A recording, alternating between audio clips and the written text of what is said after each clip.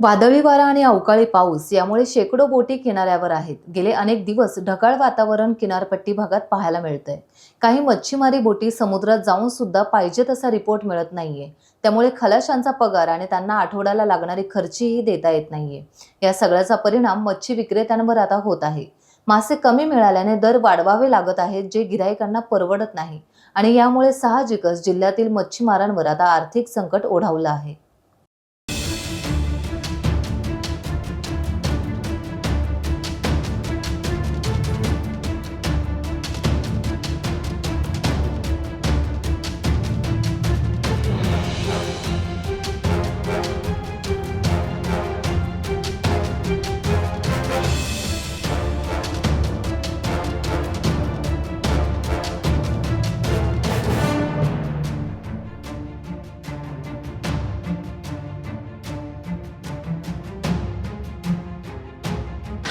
सध्या म्हणजे मासेमारीवर असा परिणाम झाला की मासे जरा कमी भेटायला लागले।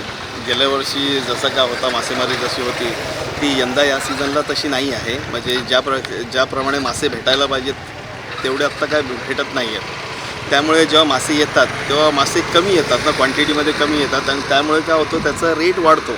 म्हणजे सर्वांनाच गरज असते, मी येईन दुसरे येतील, म्हणजे मासे कमी आहे आणि क्वांटिटी रिक्वायरमेंट जास्त असल्यामुळे काय होतं त्याचा रेट वाढतो आणि तो वाढल्यामुळे काय होतं आम्हाला तो महाग खरेदी करावा लागतो। रिपोर्ट कमी असल्यामुळे काय होतं आहे, जे बोट मालक आहेत ना त्यांना तेवढा म्हणजे प्रॉफिट होत नाही आहे। सध्या काय होतं एका बोटीवर साधारण 25 ते 30 खलाशी असतात, त्यांचा पगार असतो म्हणजे हप्ता असतो।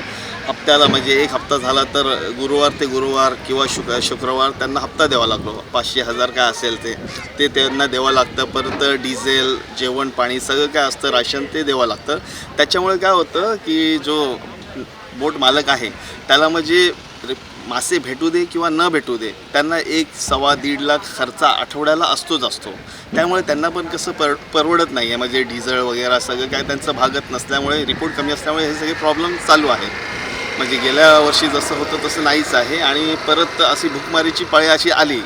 काय बोटी काय जणांचं रिपोर्ट आहे चांगलं, पण एक 70% म्हणलं तो कमीच आहे रिपोर्ट। 31% लोकांचं होत पण असेल हां, पण असं आहे। कारण तुम्हाला मासे भेटू दे न भेटू दे आठवड्याला तुम्हाला 1-1.25 लाख संपवायचेच आहेत। रॅशन असू दे किंवा खलाशांचं असू दे, डिझेलचं असू दे, सगळं काय भागवायला ते आपल्याला पैसे लागतात, ते पुरेशीर होत नाही। मग तेवढा रिपोर्ट भेटत नाही, तेवढे मासे भेटत नाही आहेत सध्या। माझं नाव सुलतान वस्ता आहे। आमचा स्टॉल आहे मच्छी मार्केटमध्ये, गुलबहार पटेल मार्केट आहे त्याच्यात आपला स्टॉल लागतो। आमच्या फर्मचं नाव आहे अदिना सी फूड्स। आमच्याकडे चांगले ताजे मासे भेटतील, तुम्ही कधी आलात तरी आम्ही अवेलेबल करून देऊ शकतो। होतं असं भरपूर वेळा असं पण होतं की बोटी जातात आणि रिकामी परत येतात। वातावरणात बदल झाल्यामुळे काय तुफान वगैरे काय असेल नाहीतर काय असेल त्यामुळे मासे पण भेटत नाही। त्यामुळे त्यांचं सगळं तो डिझेल पाणी काय असेल तो परत येतात बोट रिटर्न आणि खाली येतात। मग त्याच्यामुळे त्यांचा भरपूर लॉस होतो। त्यामुळे त्यांचं डिझेल वगैरे सगळं काय म्हणजे हे जातो, वाया जातो। वातावरण एकदम खराब आहे, त्याच्यामुळे माशाची परिस्थिती एकदम बेकार आहे। ते मासे महाग मिळतात, आम्ही पण मग महाग विकतो। स्वस्त असलं की स्वस्त विकतो आम्ही पण। असं हे सगळं बंगात असं आपल्या चाललेलं आहे आणि लाचणीची पण धरपकड करतात, त्याच्यामुळे पण लांचीवाले जात नाही। सध्या मासे कुठच्या प्रकारचे मिळतात कसं? सुरमई थोडे मासे येतात, जास्त येत नाही मासे। मग ते आम्हाला पण महाग मिळतात, मग आम्ही पण त्याच्यावर 10-20 रुपये ठेवून आम्ही पण विकतो त्याच्यावर। मग आम्हाला परिस्थिती एकदम खराब झालेली आहे लांचीवाल्यांची। दुसरं काय नाही, दुसरं हेच आहे की मासे जास्त भेटले तर आम्ही स्वस्त विकतो। टाइम्स डिजिटलला लाईक करा, शेअर करा, सबस्क्राईब करा आणि बेल आयकॉन दाबायला विसरू नका। Times digital.